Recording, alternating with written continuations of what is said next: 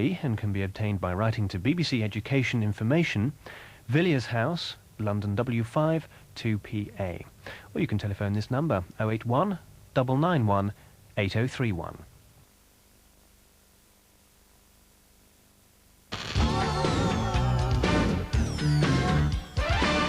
Now on BBC Two, it's time for the Brollys and an adventure with Harry and the Thundercloud.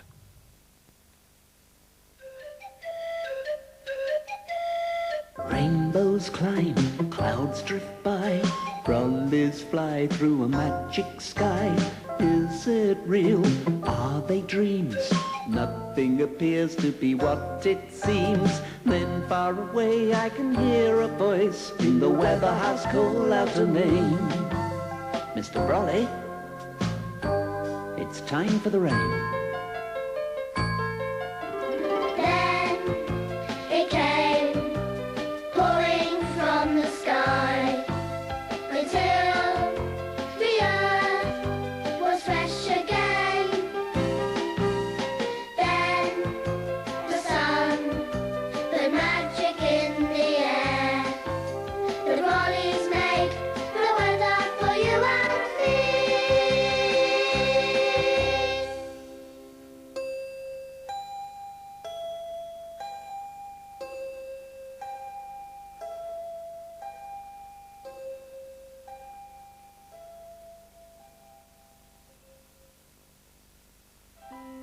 Harry was trying to go to sleep, but no sooner had he closed his eyes than he opened them again.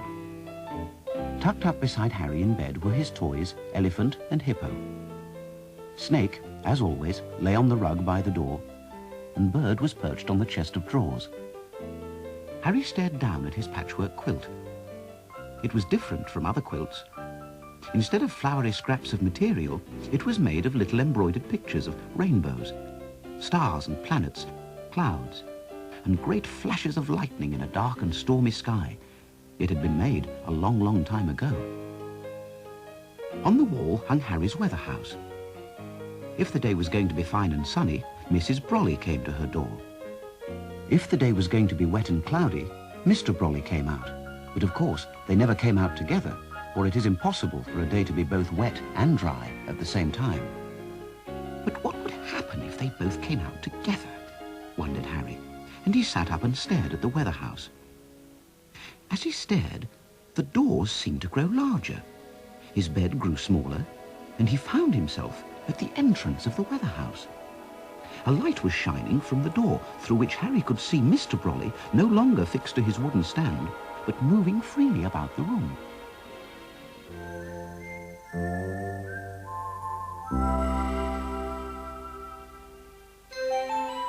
When Harry entered the weather house, Mr. Brollys was nowhere to be seen, and the computer was silent.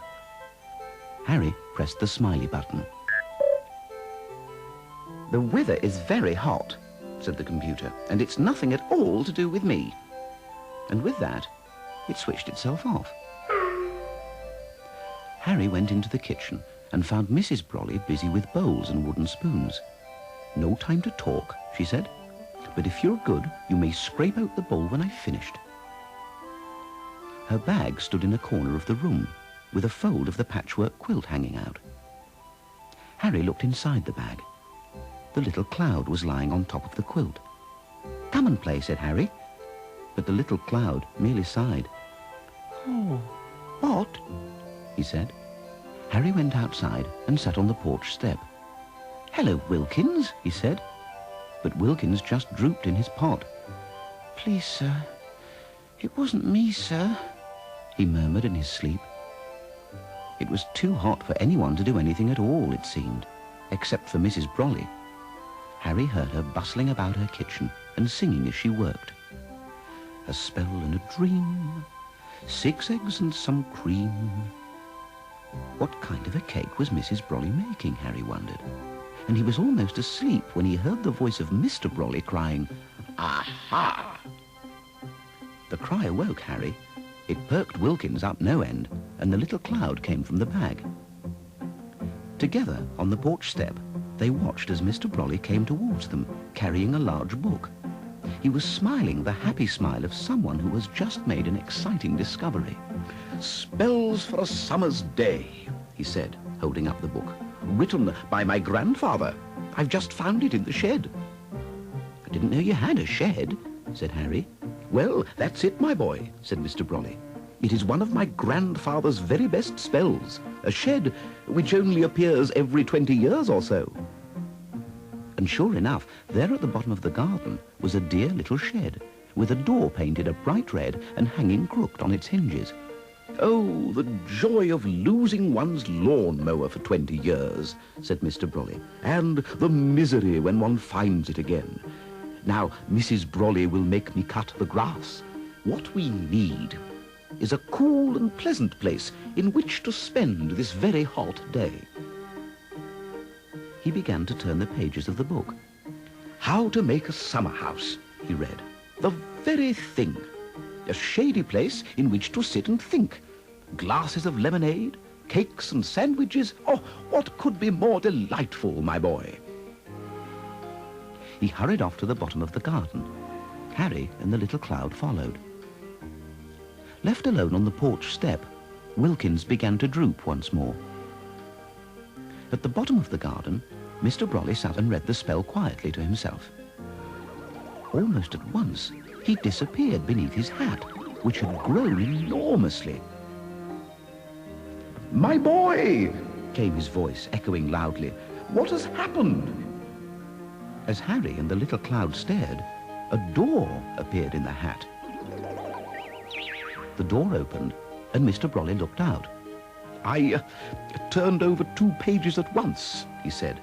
"I've mixed up 2 spells. How to make a summer house and how to make your hat exceedingly large." Harry and the little cloud began to laugh at this. "The thing is, if Mrs. Brolly finds out about this, she will not be best pleased,"